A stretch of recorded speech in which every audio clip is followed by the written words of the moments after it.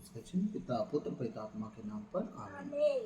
सर्वशक्तिमान महान परमेश्वर पिता, हम आपको धन्यवाद देते, राजाओं के राजा प्रभु के प्रभु प्रभु यीशु मसीह। प्रभु मेरे मुख पर पहरा बिठाइए, मेरे होठों के द्वार की रखवाली कीजिए। आज बोलने वाला मैं नहीं वरन आप स्वयं अपने वचनों के द्वारा हम सबसे बातचीत करें। प्रभु आज जो भी संदेश आज आपकी ओर से हो प्रभु, ना कि मेरी ओर से, आज हर एक संदेश आपकी ओर से हो। पिता मैं प्रार्थना करता हूँ, अपने मन हृदय को प्रभु आपके बलवंत हाथों में देता हूँ। आपके कहनुसार मेरा जीवन हो प्रभु, पवित्र खरा नम्र और दीन होकर मैं चल सकूँ आपके पीछे से होकर।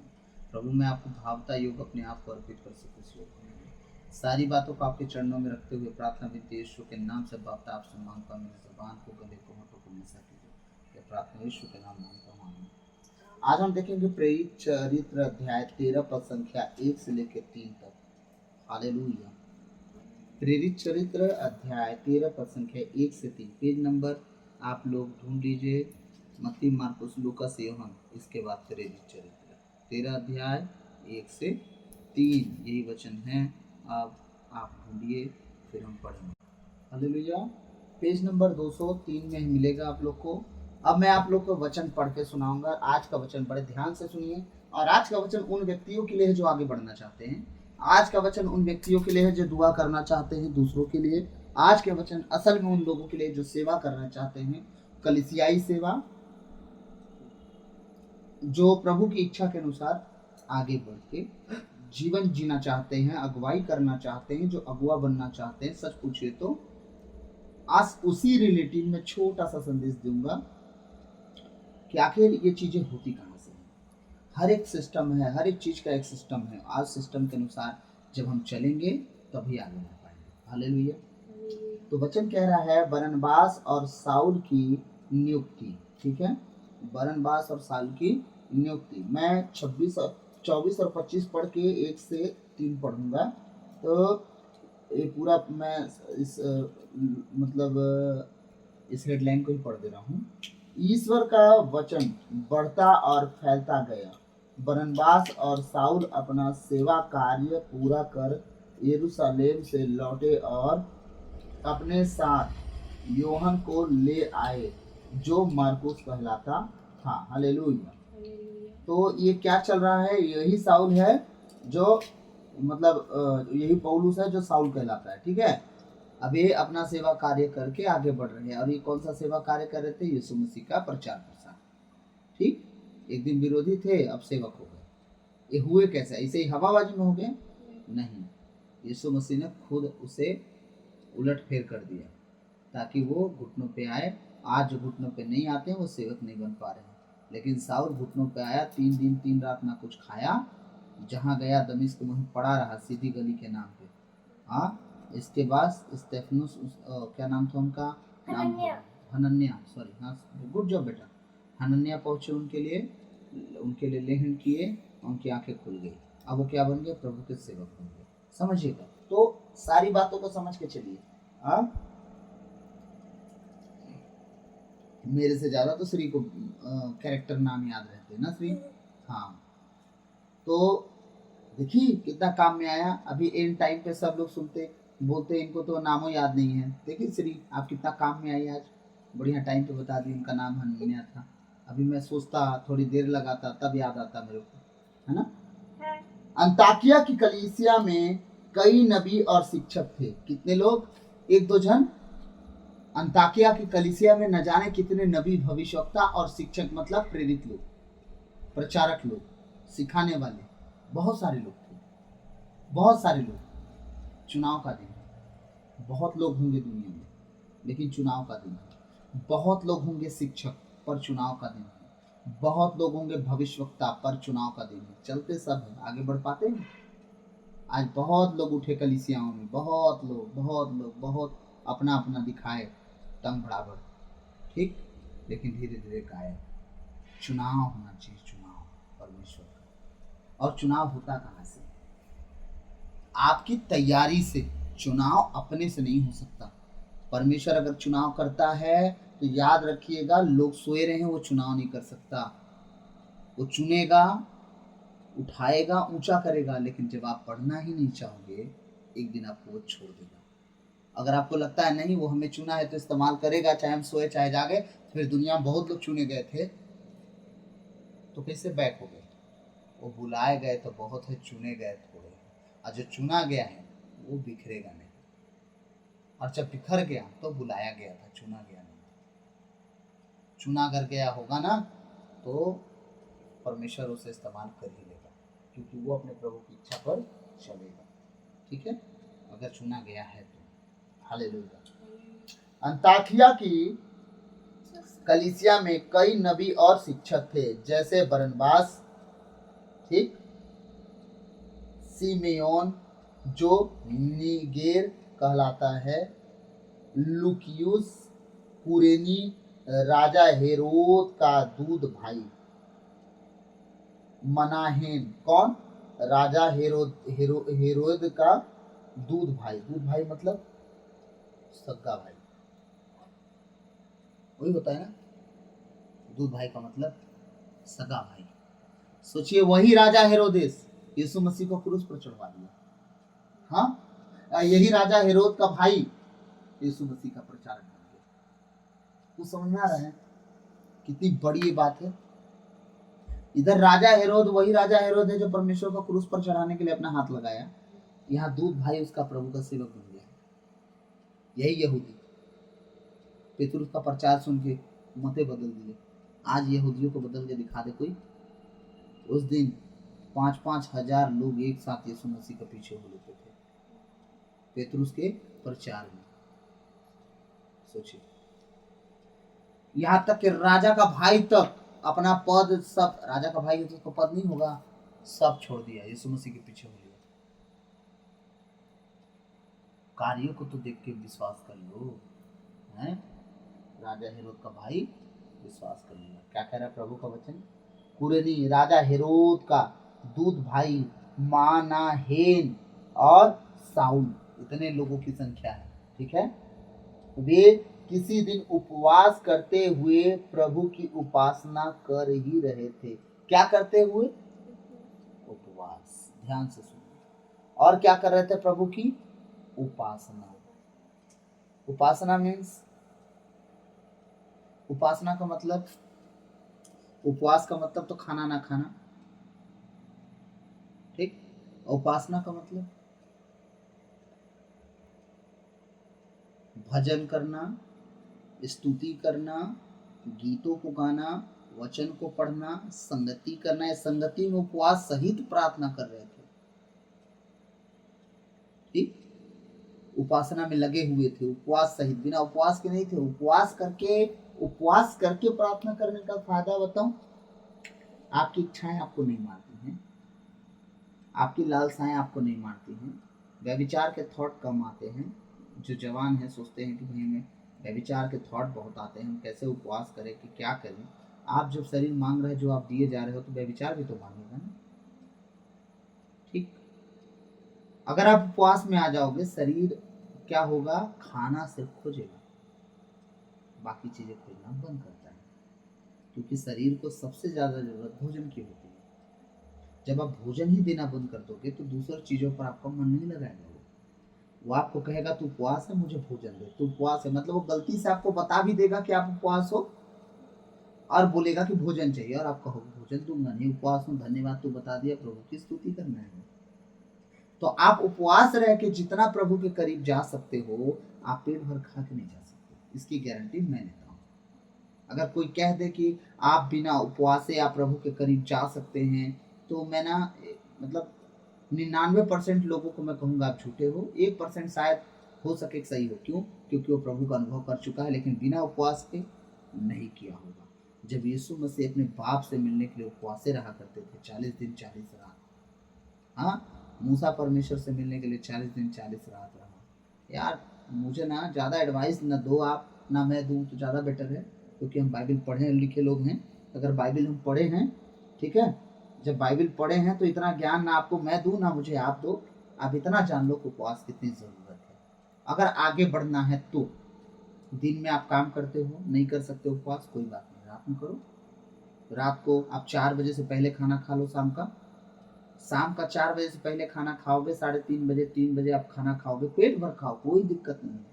शाम के 9 बजते बजते आपका खाना जाएगा पच, पूरी तरह से पेट हो जाएगा खाली। जब पेट खाली हो जाएगा तो शरीर कहेगा खाना दो, आप कहोगे उपवास दो।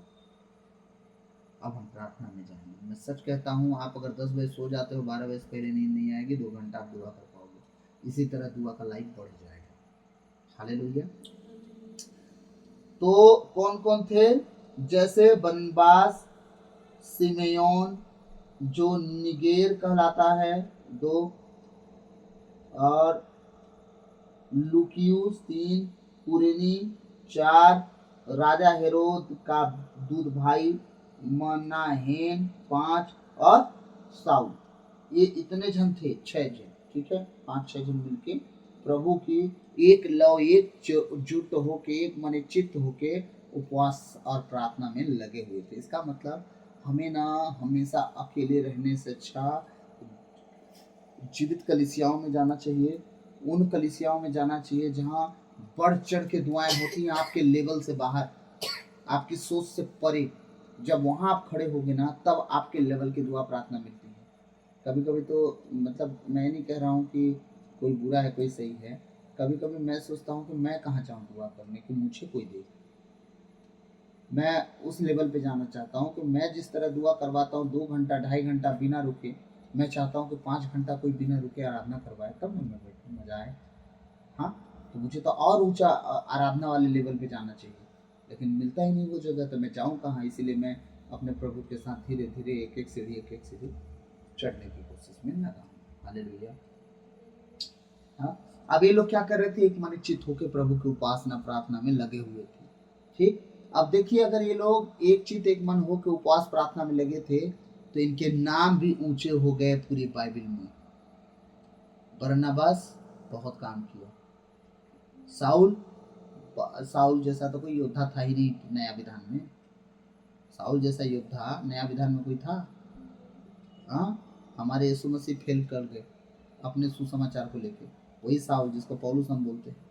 हाँ, यीशु मसीह फेल कर गया। वो इतना अपने आप को बलिदान कर दिया, किसी के सामने नहीं डरा, सुसमाचार सुनाता रहा। यीशु मसीह को तो कई बार चेले भगाए, कई बार यीशु मसीह खुद हट गए उन लोगों के सामने। कितनी बार तो लोग पथराव करना चाहते थे, पहाड़ से ढकेलना चाहते थे, लेकिन साउल सामने से बोलता था, यहूदी हूं मैं, रोमी हूं मैं, फालतू बात नहीं करना। ठीक, कैसर की दुहाई देता हूँ, ले सबकी दुहाई छोड़ कैसर की। कैसर के पास गया, कैसर कोई इंसाफ ही नहीं लिया। कहाँ तुम लोग यार एक आदमी को लोग घसीट रहे हो। ले, यीशु मसीह ऐसा लेके गए, कैसर का मन बदल गया। जब कैसर के राज में गया, ये पौलुस को कोई पूछा ही नहीं, कहाँ हो पौलुस, कहाँ हो साउल। वहां जाने के बाद फ्रीडम में घूम रहा है। एक सेनापति भी लग गया उसका सेवा टहल करने के लिए। बताइए, जो मारने जा रहे थे वो सेवा कर रहे हो। ये है पौलुस की हिस्ट्री। हालेलुया। वे किसी दिन उपवास करते हुए प्रभु की उपासना कर ही रहे थे कि पवित्र आत्मा ने कहा। कौन कहा? आप जब दुआ नहीं करेंगे तो क्या आपको लगता है परमेश्वर आपसे बात करे? हाँ, परमेश्वर आपसे बात कभी नहीं कर सकता। जो व्यक्ति दुआ प्रार्थना में ना जाए, उपवास प्रार्थना में ना रहे, परमेश्वर से बात नहीं कर सकता। जब वे उपवास सहित उपासना कर ही रहे थे कि पवित्र आत्मा ने कहा, मैंने बरनबास तथा साउल को एक विशेष कार्य के लिए निर्दिष्ट किया है। किसको? बरनबास और साउल को। बरनबास नाम थोड़ा सा लेने में पता लगता है मुझको। बरनबास, ठीक है। और साउल कौन कौन थे? और लोग थे 4 जन। राजा का भाई भी था। चुना गया क्या? नहीं। जो खुदा को हृदय से खोजते हैं, सच्चे मन और सच्ची बुद्धि आत्मा प्राण से, खुदा भी उन्हीं लोगों को अपने काम के लिए इस्तेमाल करता है। तो आप सब तैयार हो कि नहीं हो, आप जानो। आप सही दिल से खोज रहे हो या नहीं खोज रहे हो, आप जानो। लेकिन साउल और बरनबास ये लोग तैयार थे और यीशु मसीह ने उन्हें चुन लिया। चुना कि नहीं चुना? उन्हें वो क्या किया? अलग कर दिया। ठीक, मैंने बरनबास तथा साउल को एक विशेष कार्य के लिए निर्दिष्ट किया है, उन्हें मेरे लिए अलग कर दो। तुम चाहे 1000 लोग बैठे होगे, अब तुम में से 2 जन अलग हो रहे हैं। किस लिए? अब तुमसे ऊपर लेवल में जाने के लिए। तुम बस दुआ बैठ के करो, अब ये दुआ दूसरों को करवाने वाले बनेंगे। तुम बैठ के दुआ का आशीष लो, ये लोग दूसरों को आशीष देने वाले बनेंगे। तुम्हारे ही बीच से निकलने वाले तुम्ही को आशीष देने वाले, आशीर्वाद देने वाले, तुम्ही को सुसमाचार सुनाने वाले अभी बनेंगे। इसका कारण यह है कि खोजा कैसे गया। साथ में तो बहुत जन थे, कलीसियाओं में भी बहुत लोग हम दुआ में बैठते हैं, चर्चों में हम बहुत लोग दुआ में बैठते हैं, लेकिन चुने क्या सब थोड़ी जाते हैं।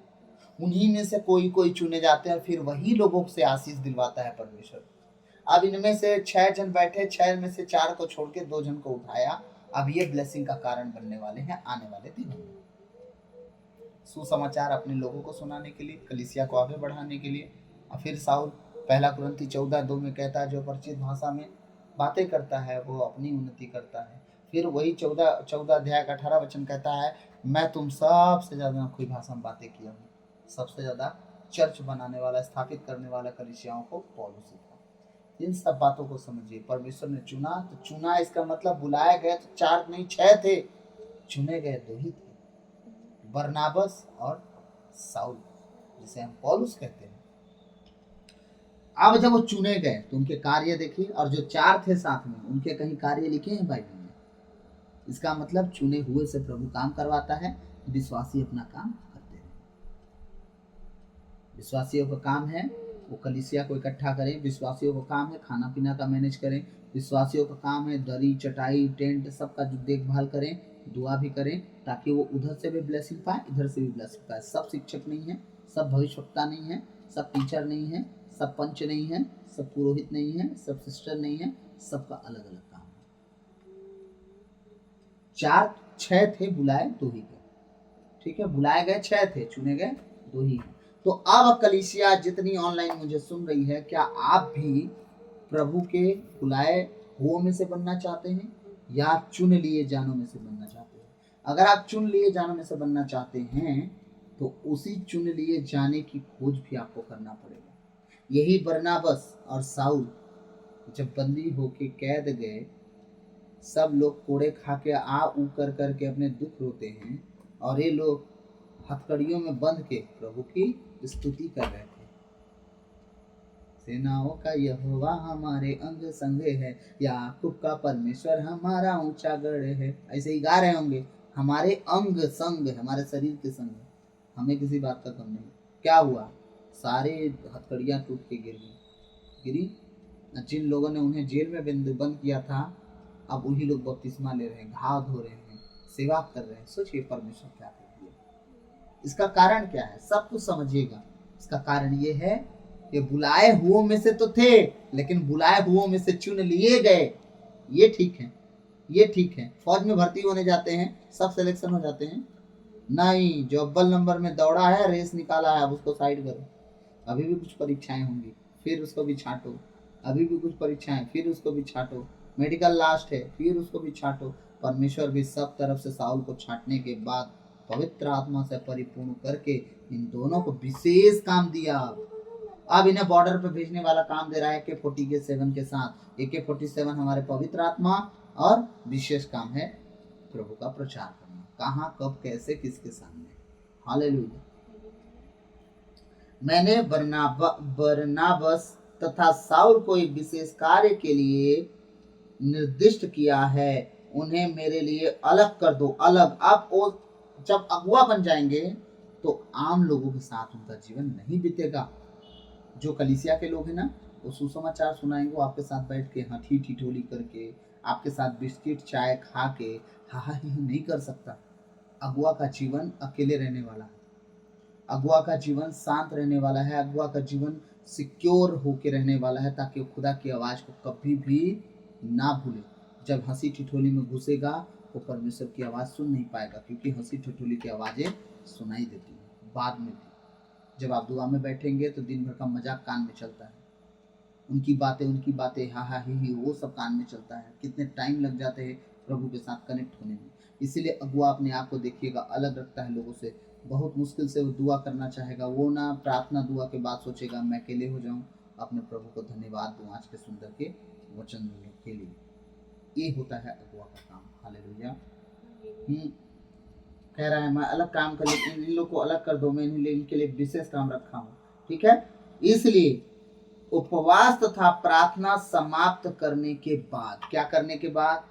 उपवास और प्रार्थना उनका कंटिन्यू था, और जब वो समाप्त हो गया उसके बाद उन्होंने बरनाबस तथा साउल पर हाथ रखे। क्या किया उन्होंने?